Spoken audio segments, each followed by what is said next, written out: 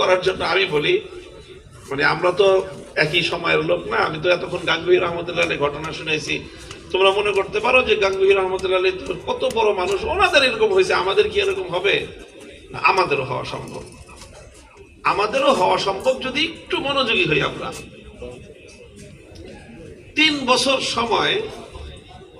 3টা বছর সময় আমার গেছে একটু ব্যতিক্রম অবস্থায়, যেখানে খুব বেশি পড়াশোনারও কোনো মানে সুযোগ ছিল না। 3 বছর সময় কারাগারের অন্তরালে কাটাইছি।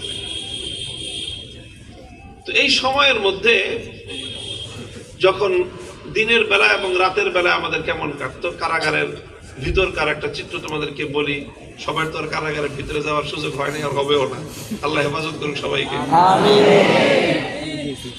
কারাগারের ভিতরটা এটা যেরকম, এটা একটা কষ্টের জায়গা, আবার এটা অনেক অনেক নেয়ামত লাভ করারও জায়গা, অনেক নেয়ামত লাভ করারও জায়গা, যদি আল্লাহ পাক কাউকে নেয়ামত দান করেন।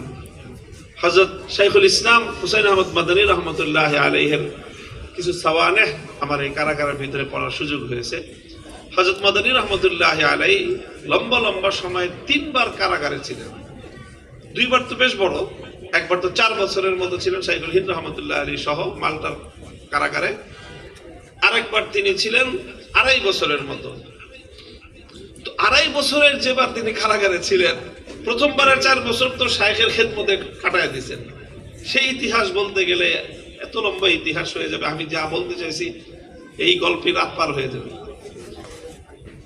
দ্বিতীয়বার যখন তিনি কারাগারে ছিলেন, তখন তিনি নিজে বলেন যে কারাগারে আল্লাহ পাক রব্বুল আলামিনের ইবাদত করতে করতে এবং নিজের বিভিন্ন ভাবে ইবাদত, ওয়াজায়েফ, আজকার, তাসবিহাত এর মধ্যে সময় কাটাইতে কাটাইতে এমন হালাত হয়েছে আমার যে আল্লাহ পাক রব্বুল আলামিন আমার কাছে মনে হলো যে এই কারাগারে থাকা অবস্থায় আল্লাহ পাকের যে তাকাররুব আমি হাসিল করেছি, কারাগারের বাইরে থেকে এটা সম্ভব না।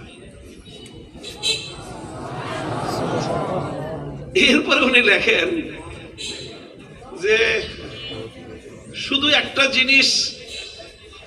জিনিস থেকে বঞ্চিত আছে, সেটা হলো বুজুর্গদের সোহবতে যেতে পারি না। কারাগারে থাকলে কি বুজুর্গরা সব বাইরে, আমি একা ভিতরে, তো বুজুর্গদের সোহবতে ওনাদের সাক্ষাতে যেতে পারি না, এই একটা আফসোস শুধু থাকে। তবে সেটারও আবার একটা বিকল্প ব্যবস্থা আছে, বুজুর্গদের সাথে সাক্ষাৎ করতে পারি না, কিন্তু বুজুর্গদের কাছে চিঠি লেখা যায়, তখন চিঠি লেখা যেত এবং চিঠির জবাবও চাইতো। তো বলে যে ওইটা মোটামুটি